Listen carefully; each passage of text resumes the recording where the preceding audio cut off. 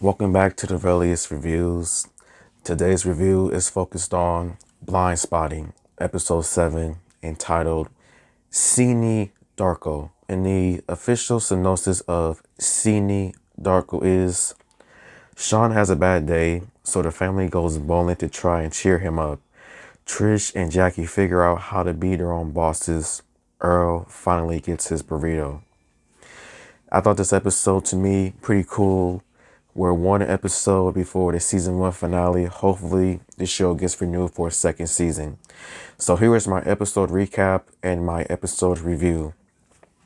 So the episode begins with another segment of Miles in jail, and he is giving us like a recap of what happened in the last episode and some things that's probably going to happen within this episode. So then it cuts to Miles, Ashley, and Sean as a family. They're visiting Miles in jail, talking and everything.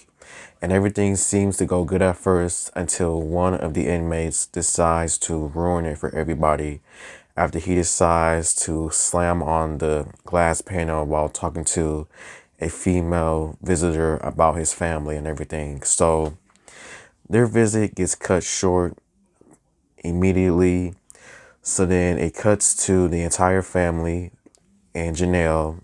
They all decide to go to bowling, and they're not that good at bowling to say the least, but everybody is having a good time. But Sean, on the other hand, he is still feeling a little bit down about what he just saw with his father being taken away by guards thanks to one reckless inmate.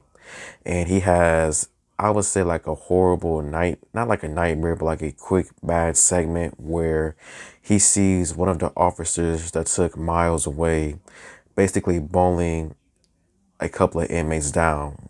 And the inmates are like pins, which was kind of cool with how they did it, but at the same time a little bit creepy as it has Sean all the way messed up. So then meanwhile, we see Trish and Jackie. They are all just talking about different things. Jackie bringing up the fact about some customers that she deals with and how they would pay her almost up to like $5,000 to do some really weird kinky mess. And they continue to talk until, long story short, the bank loan guy that was there a couple of episodes ago, who Trish was trying to get a bank loan from, comes in with his whole gang, and bank loan guy knows how to bowl. And long story short, Trish, Jackie, and the bank loan guy are talking about different things, and this is where Trish apologizes for that bull crap that she did at that office when she was trying to get the bank loan. And then bank loan guy remembers Jackie for her amazing artwork that she does, and he gives the two advice about how to start a business and just why she messed up the first time. So then Trish decides an idea about starting a private kink business with the two girls being in charge about letting guys or whoever having in charge of whatever kinky stuff that they want to do. And honestly, more power to them. I don't have no type of kinky fetish that I like, because I think that some of them are just weird, but then you have others that are just like taking it up a notch when it comes to weirdness or just extremely crazy, maybe even legal reasons as well. But yeah, that's how it goes. So then Rainey, she decides that she finds out that there's a possibility that Ashley, Miles, and Sean can still be a family together, because Miles is apparently about to be transferred to San Quentin Penitentiary, and they have a family program where if they were married, they can definitely spend time as a family together for like 48 hours. So only time will tell with what happens at that. Sean, he is still feeling down and out. So then the whole family, except for Trish and Jackie, they make it back home. They all try to play games, do karaoke, just have a good time. But Sean is not budging. So then we see Trish and Jackie, where they finally quit Carl's job at the strip club, and they tell Carl about their business idea about running a private kink business.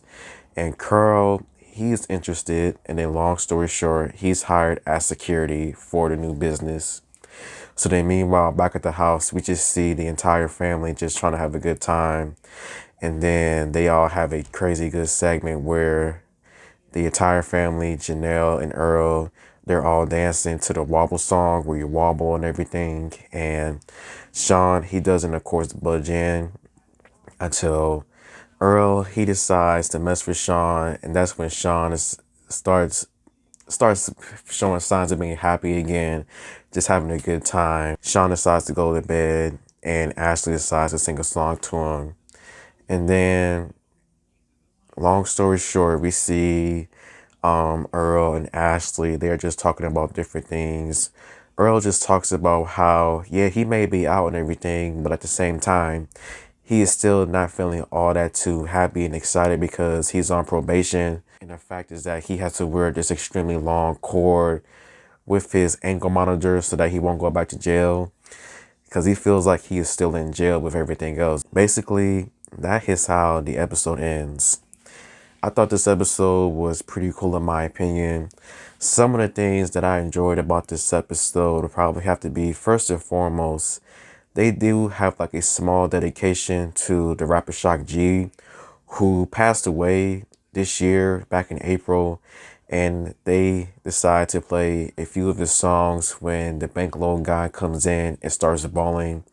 They decide to play one of his songs from the time he was in Digital Underground, which was a nice dedication, and as well as the title card as well, saying "Rest in peace, Shock G." I enjoyed the segment of just the entire family dancing to wobble and everything, and actually wobbling pretty good. I thought that was a nice touch. Jackie and Trish starting a business together. That is going to be interesting to see how that goes because a kinky business, it sounds like a good idea, but at the same time, things can go really wrong in a hot second because of the ideal itself. A kinky business, people fetishizing off of their kinks. Like, you do have a lot of sick individuals in the world, I'll just say that. But out of all, the season finale is next week, and I have a feeling that some things are about to go down in the season finale. But hopefully this show gets renewed for a second season. I've enjoyed it quite a bit. And until next time, goodbye.